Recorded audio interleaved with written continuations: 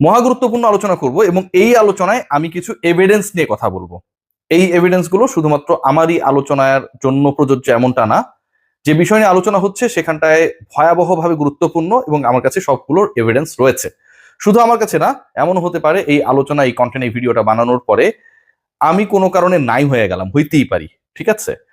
এই এভিডেন্স গুলো জায়গা মতো সব জায়গায় দেয়া আছে, আমার টিমের কাছে রয়েছে, যেন পরবর্তীতে যদি দুর্ঘটনাবশত কোনো কিছু ঘটেও থাকে তাহলে যেন সেগুলো প্রকাশ পায়, এবং কোনো উল্টাপাল্টা কোনো কিছু যদি হয় তাহলে সংশ্লিষ্ট যারা আসলে এগুলোর সাথে জড়িত ছিলেন এবং যাদেরকে নিয়ে আমি আলোচনাটা করছি, এবং নিশ্চয়ই যারা তদন্তে রয়েছেন তাদের কাছে আমি আমার এভিডেন্স গুলো দিতে আগ্রহী, তারা ব্যাপারটা খতিয়ে দেখবেন যে আমার এই কন্টেন্টের কারণে আসলে কোনো হুমকি আসছে কিনা।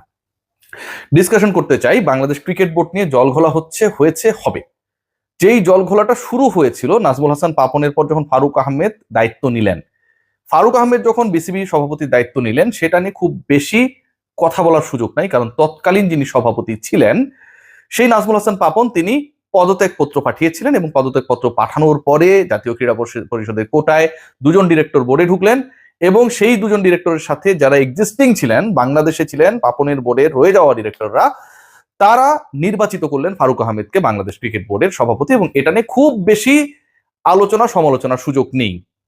কিন্তু সবচেয়ে বড় ওই যে থাকে না, উড়ে এসে জুড়ে বসার যে ঘটনাটা ঘটেছিল, সেই ঘটনা ঘটেছিল হচ্ছে ফারুক আহমেদ যখন বাংলাদেশ ক্রিকেট বোর্ডের সভাপতির জায়গা থেকে সাসপেন্ড হলেন, বহিষ্কৃত হলেন, তারপরে আমিনুল ইসলাম বুলবুল টেক ওভার করলেন।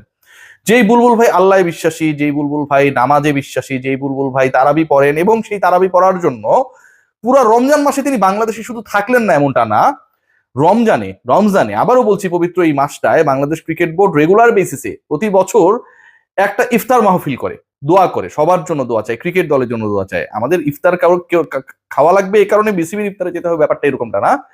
এই পরহেজগার যিনি বাংলাদেশ ক্রিকেট বোর্ডের দায়িত্বে, তার সময়টায় সেই বার্ষিক ইফতারটা পর্যন্ত হয় নাই, কারণ তিনি তারাবি পড়তে অস্ট্রেলিয়া রয়েছেন। সেই তিনি নিয়মের ব্যত্যয় ঘটিয়ে, নিয়মকে লাথি মেরে, বৃদ্ধাঙ্গুলি দেখিয়ে বাংলাদেশ ক্রিকেট বোর্ডের দায়িত্ব নেন। কিভাবে নেন? ইমপিচড করা হয় ফারুক আহমেদকে, আমিনুল ইসলাম বুলবুল বাংলাদেশ ক্রিকেট বোর্ডে চলে আসেন। প্রথমে বলেন জমি বেচতে এসেছেন, এরপর তিনি বাংলাদেশ ক্রিকেট বোর্ডের শর্ট টি-20 ইনিংস খেলতে গিয়ে লঙ্গার ফরম্যাটের ক্যাপ্টেন তথা সভাপতি হয়ে গেলেন।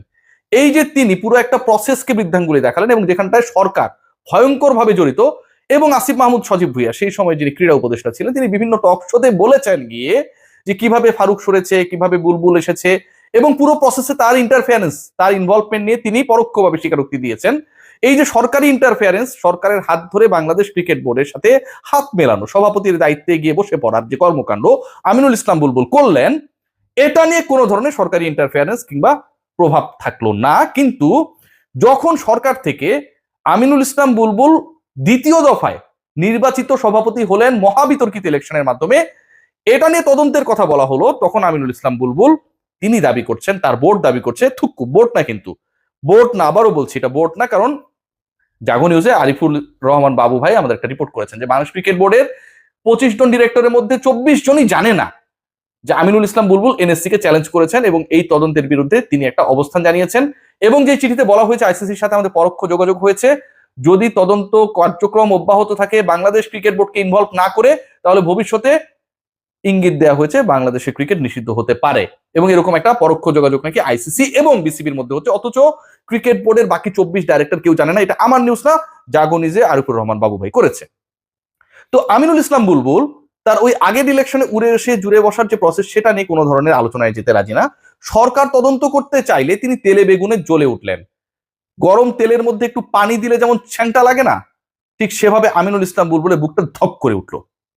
আমিনুল ইসলাম বুলবুলের ক্ষমতায় থাকা চাই, সেটা ভয় দেখিয়ে হয়ে, পাওয়ার খাটিয়ে হয়ে, যেভাবে হোক না কেন তিনি ক্ষমতায় থাকতে চান, এবং যে কারণে যে একনায়কতান্ত্রিক উপায়ে তার ভাইস প্রেসিডেন্ট ফারুক আহমেদ সাখাওয়াত হোসেনরা না জানলেও, মিডিয়া কমিটি থেকে প্রেস রিলিজ দেওয়া হচ্ছে, মিডিয়া চেয়ারম্যান আমজাদ হোসেন না জানলেও, ঠিকই তিনি ক্ষমতায় টিকে থাকার জন্য ক্রীড়া পরিষদ বরাবর চিঠি লিখেছেন।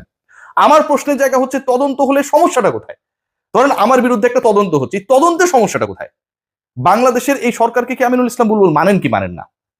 এর আগে যিনি ক্রীড়া উপদেষ্টা ছিলেন তাকে একদম চাপতে চাপতে ভাই ক্ষয় করে ফেলেছেন।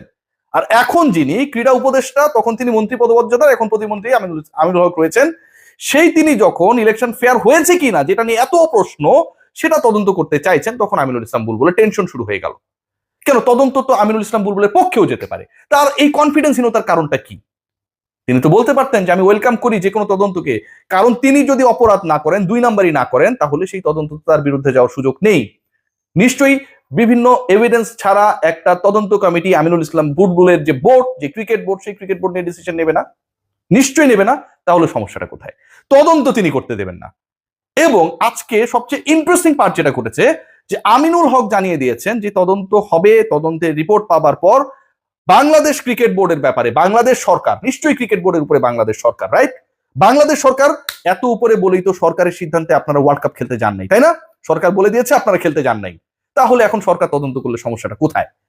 বাংলাদেশ সরকার, ক্রীড়া পরিষদ, স্পোর্টস মিনিস্ট্রি, তারা এই তদন্তের পর তদন্তের যে এভিডেন্সেস গুলো রয়েছে, আউটকাম রয়েছে, সেটা নিয়ে আইসিসির সাথে কথা বলবে, তারপরে সিদ্ধান্ত নেবে।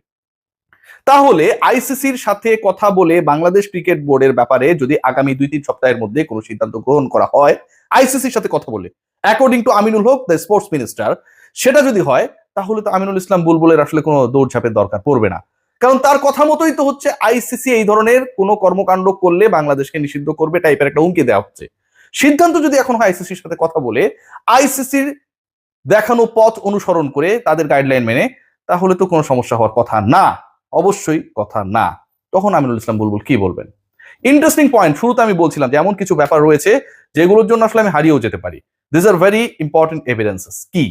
প্রথম কথা যেটা, এই আমার কাছে অনেকগুলো এভিডেন্স এসেছে, ইনফ্যাক্ট আমি এগুলো নিয়ে কাজ করি, আমার রিপোর্টিং এর সবচেয়ে বেস্ট পার্ট হচ্ছে যে আমি চেষ্টা করি অনুসন্ধান করার।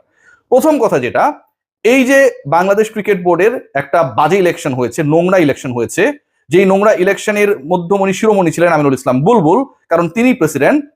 এমন একটা অডিও এসেছে যে তার প্রতিদ্বন্দ্বী একজন হতে পারেন যখন তিনি শুনেছেন, তখন আমিনুল ইসলাম বুলবুল নিজেই বলছেন যে তিনি কি জানেন না তার বিরুদ্ধে কতগুলো ইস্যু রয়েছে, তিনি তো দেশ ত্যাগ করতেই পারবেন না। আমিনুল ইসলাম বুলবুল বলছেন।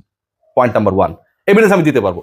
বুলবুল সাহেব যদি চান, বাংলাদেশ ক্রিকেট বোর্ড কি তদন্ত কমিটি যদি চায়, বাংলাদেশের মানুষ যদি চায়, আমি যে কোনো প্ল্যাটফর্মে এগুলো দিতে পারবো। একজন director before being the director of Bangladesh cricket board, ইলেকশনের আগেই তিনি বলছেন জাতীয় ক্রীড়া পরিষদের একজন কর্মকর্তার নাম উল্লেখ করে যে তিনি টাকার বিনিময়ে ডাইরেক্টর বানাবেন, এবং সেই পরিচালক পরবর্তীতে পরিচালক হয়েছেন, এখনো তিনি শপথে রয়েছেন। বাংলাদেশ ক্রিকেট বোর্ডের ওই পরিচালক টাকা দিয়ে পরিচালক হয়েছেন, এবং জাতীয় ক্রীড়া পরিষদের একজন কর্মকর্তার সাথে সেই ডিলিংসটা হয়েছে, তার নাম উল্লেখ করেছেন। সেই ডিটেইলস আমার কাছে রয়েছে, এবং সেটা ওই যে বললাম জায়গা মতো দেয়া আছে। আমার সাথে কোনো উল্টাপাল্টা করা হলেও এগুলো আসলে ভ্যানিশ হবে না, একদম হবে না।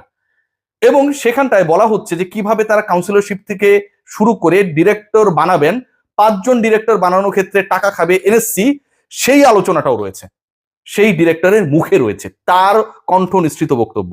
দিস আর নট মাই ওয়ার্ডস। বুলবুল সাহেবের কথা বললাম, আরেকজন পার্টিকুলার ডিরেক্টরের কথা বললাম।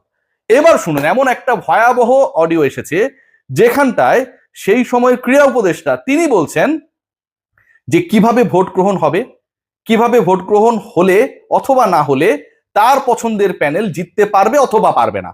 সাবেক ক্রীড়া উপদেষ্টা তিনি এরকম আলোচনা কোনো একজনের সাথে করছেন, এবং যদি এই ঘটনাটা না ঘটে, মানে আপনি বাংলাদেশে উপস্থিত থাকবেন, আমাদের অনেক প্রবাসী ভাই বোনেরা আপনারা জানেন যে আপনারা বিদেশে থেকে ইলেকশনে ভোট দিয়েছেন না, সবশেষ ইলেকশনে, কারণ আপনারা দেশে ছিলেন না, দেশে থেকে নিশ্চয়ই আপনি পোস্টাল ব্যালট দেবেন না। সো সাবেক ক্রীড়া উপদেষ্টার বক্তব্যটাই হচ্ছে এরকম যে বাংলাদেশে থাকার পরেও অধিকাংশ ডিরেক্টর যদি পোস্টাল ব্যালটে ভোট না দেয়, তারা যদি গিভেন ডেতে, যেদিন ইলেকশনটা হবে সেদিন গিয়ে ভোট দেয়, তাহলে তো তাদের ভোটটা ক্রীড়া উপদেষ্টা বা তার পক্ষের প্যানেলের পক্ষে যাবে না, সেই গ্যারান্টি তারা পাচ্ছিলেন না। সে কারণে তিনি এবং তার সাথে জড়িত একটা বড় গোষ্ঠী, নাম উল্লেখ করছি না, তারা ডিসাইড করলেন যে যারা আসলে আমাদের দেখিয়ে ভোটটা দেবে আমরা তাদের সাথে থাকব। সব প্রমাণ আছে, আর কিছু বলার নাই আসলে। এরপর কি বলতে হবে? এগুলোর পরেও যদি বুলবুল সাহেবরা মনে করে আইসিসির ইন্টারফেয়ারেন্স, আমার কাছে মনে হয় সরকারের আরো যার যার কাছে যেসব এভিডেন্সেস রয়েছে সেগুলো কালেক্ট করে জাস্ট আইসিসির কাছে পাঠিয়ে দেয়া, including the voice record of mister Aminul Islam Bulbul. সবাই ভালো থাকবেন।